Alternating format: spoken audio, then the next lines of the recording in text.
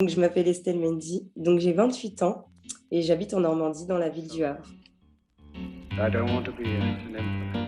That's not my business. Je suis atteinte du vitiligo depuis que j'ai l'âge de 12 ans. Donc c'est vrai que ça a commencé sur mon visage et après ça s'est propagé un petit peu partout sur mon corps. J'ai eu un peu de mal à l'accepter au début. C'est normal, hein, c'était dans ma pleine période d'adolescence, on est au collège, on est beaucoup, bah, c'est vrai qu'on regarde beaucoup le physique quand on rentre en sixième généralement. Donc c'est vrai que j'ai eu un peu de mal à m'accepter telle que j'étais.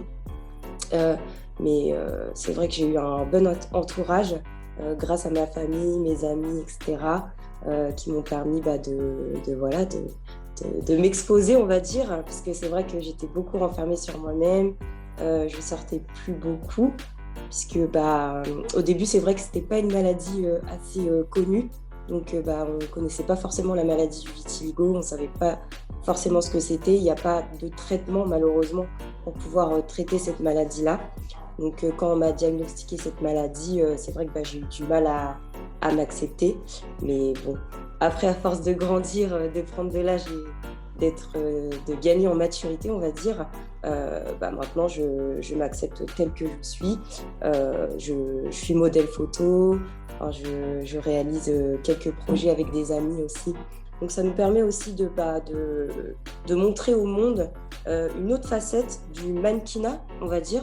Parce que c'est vrai que maintenant, avec le mannequinat, c'est plutôt les filles qui sont blondes, maigres, avec des tailles assez, comment on pourrait dire ça, des tailles mannequins, quoi, voilà, svelte.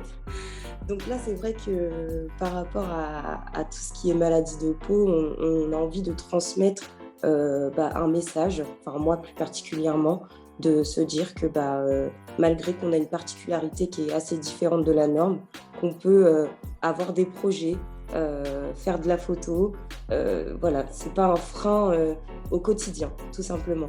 Donc moi, c'est vraiment le message que j'essaie de faire passer à travers mes photos pour que tous ceux qui sont atteints de maladies de peau comme le vitiligo, l'acné, l'eczéma, etc., qui puissent s'accepter telles quelles.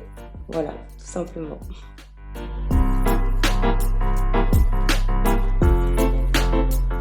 Au début, c'était un peu difficile, donc de l'âge de mes 12 ans jusqu'à, on va dire, 16-17 ans. C'est vrai que j'avais du mal à sortir de la maison, enfin de chez moi. J'avais du mal à m'exposer au monde extérieur. C'est vrai que grâce, comme je vous ai dit, à ma famille et mes amis, c'est ça qui a fait que j'ai pu m'accepter telle que je suis, parce que c'est vrai qu'au début, ça commençait sur le visage et après sur les mains, donc c'était de plus en plus visible pour moi, difficile à cacher, malheureusement.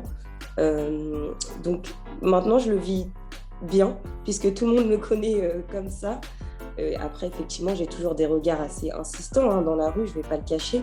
Mais c'est vrai que je ne suis plus gênée de ça. Donc voilà.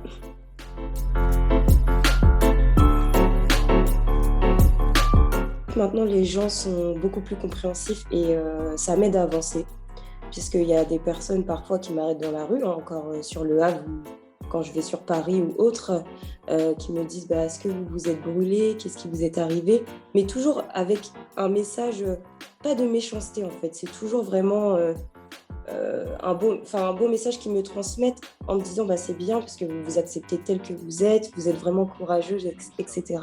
Donc c'est vraiment quelque chose qui me touche vraiment. Et donc je le vis plutôt bien, vraiment. J'ai pas de soucis avec mon vitiligo, je le vis bien.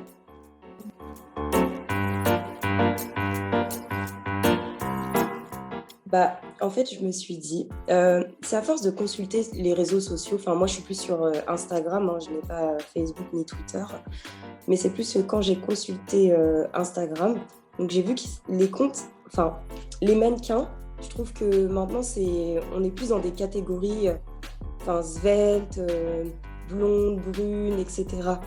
Donc c'est vrai que la personnalité de Winnie Harlow, je ne sais pas si vous connaissez, m'a beaucoup inspirée. Elle m'a transmis quelque chose que je ne pensais pas avant.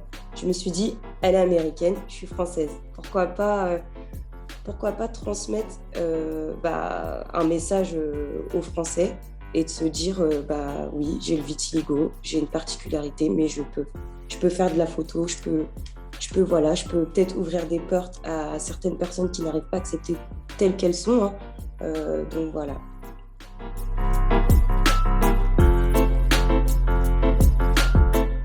Oui, oui, bien sûr. C'est vraiment le message que je veux transmettre à travers mes photos par rapport à mon vitiligo, qu'on peut vraiment tout réaliser, enfin tout faire, de la photo, que ce soit même dans la vie privée, le travail, que ce soit pas une certaine sorte de discrimination, parce que ça aussi on peut le retrouver, hein. Une personne qui a une particularité de peau, ça peut choquer certaines personnes. Moi je l'ai déjà vécu dans le monde du travail, euh, qu'on me regardait assez différemment. Après moi ça m'a pas fait mal personnellement, mais c'est plus pour les personnes extérieures que ça me pose problème, parce que je me dis que ce soit un handicapé ou une personne qui a une particularité de peau, on est tous pareils. Au final, on n'est pas différents. On devrait être tous regardés de la même façon, et c'est ça que je veux vraiment faire passer comme message. C'est vraiment une cause très importante pour moi.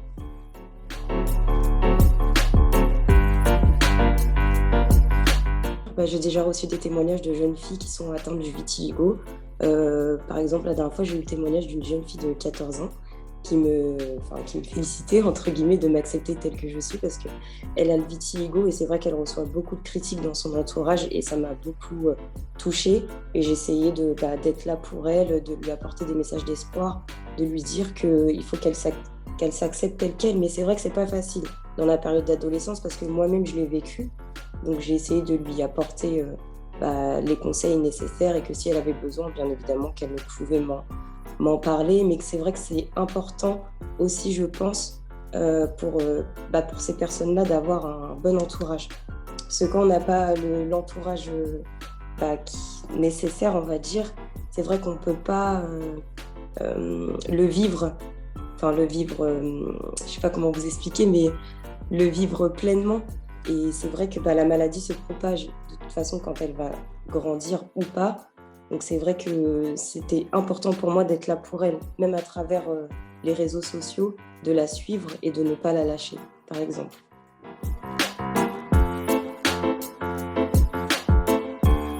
Oui, bien sûr, avoir un petit suivi psychologique, parce que ça atteint vraiment le mental. Je pense que cette maladie-là, c'est pas que le physique. Donc c'est vrai que j'aurais bien aimé avoir quelqu'un qui m'aide à traverser cela. Mais j'ai eu ma famille et mes amis, donc vraiment sans eux, je pense que je ne serais pas là aujourd'hui, c'est sûr. C'est vrai qu'avant, on n'avait pas le monde des réseaux sociaux, Dieu merci d'ailleurs, parce que je pense que j'aurais eu beaucoup de critiques. Mais c'est vrai que j'ai eu des modèles qui sont ma famille, mes amis, mon entourage, qui a vraiment su m'aider à m'accepter telle que je suis aujourd'hui. Donc,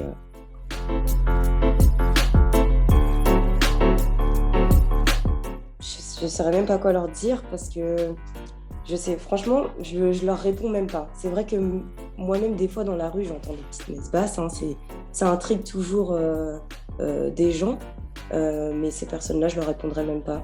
Par le sourire, je pense. C'est tout. Comme j'ai toujours fait, en fait. Tout simplement. Je garderai toujours mon sourire face à ces personnes, face aux critiques. C'est comme ça, c'est la vie, j'en aurai toujours, donc faut pas que je me laisse atteindre par ça. Et les personnes aussi qui sont atteintes de cette maladie-là, pareil, je leur transmettrai ce message. Faut pas qu'elles se laissent atteindre par les critiques, parce qu'il y en aura toujours, malheureusement. Il faut vraiment s'accepter telle qu'elle, qu'on soit grosse, mince, qu'on ait une maladie, enfin peu importe. Il faut vraiment s'accepter telle qu'elle. C'est très très très important.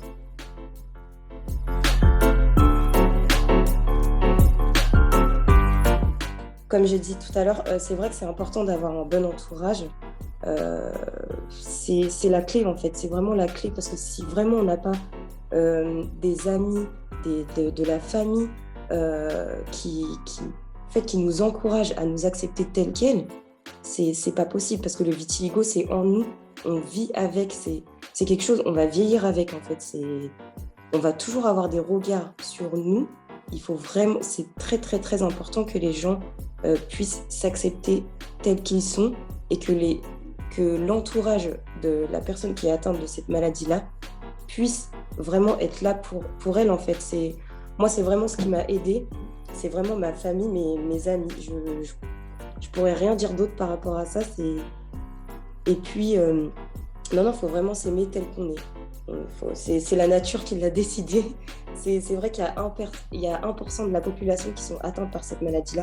Maintenant, le vitiligo est de plus en plus répandu mondialement. Et c'est vrai que c'est bien. Moi, je trouve que c'est une bonne chose parce que du coup, on en parle de plus en plus. C'est vraiment très important.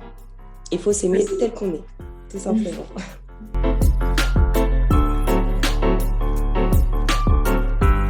Je pense que c'est un beau mouvement, que ce soit l'acné, l'eczéma, le vitiligo, enfin toutes ces maladies-là qui atteignent la peau. Donc je pense que c'est un beau mouvement. Par exemple, je ne sais pas si vous avez pu le voir, j'ai oublié de le mentionner, mais par exemple, notre ancien Premier ministre, qui est maire du Havre maintenant, Édouard Philippe, on l'a critiqué il y a peu. Jean-Luc Mélenchon, sur l'émission Balance ton poste, a fait une remarque, je ne sais plus c'était laquelle d'ailleurs, je l'avais repostée. Il avait fait une remarque par rapport à sa barbe qui devenait blanche. Et il l'a dit dans une interview, il y a très peu, qu'il était atteint de la maladie du vitiligo. Je pense que c'est vraiment malheureux que même entre politiciens qui se fassent la guerre, entre guillemets, et qui se critiquent par rapport à des maladies de peau. Je trouve ça... moi, ça m'a vraiment blessée. Même si je ne connais pas vraiment notre maire, j'aimerais bien le rencontrer un jour, bien évidemment, pour pouvoir échanger avec lui à ce sujet-là. Mais c'est vrai que je trouve que c'est pas normal qu'on puisse critiquer comme ça à la télévision, de dire oui, il ressemble à un dalmatien, par exemple. Je trouve ça... Voilà. Donc c'est bien, le côté skin positif, c'est bien parce que ça parle de tout. On parle vraiment de toutes les maladies de peau. Et je trouve ça, c'est un bel engagement en tout cas.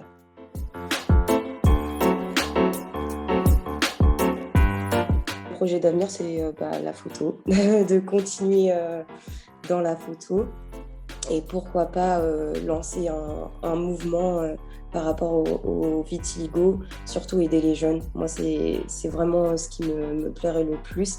Créer une association vraiment pour les jeunes, pour les adolescents, les adolescentes qui sont atteintes du vitiligo et qui n'arrivent pas à en parler, qui n'arrivent pas à s'affirmer.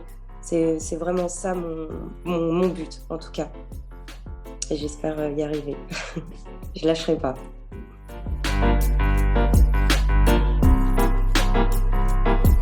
Non, à part lancer un message, si je peux me permettre. C'est vrai que je reçois souvent des témoignages sur Instagram, pas que par rapport au vitiligo, mais par rapport à l'acceptation de soi.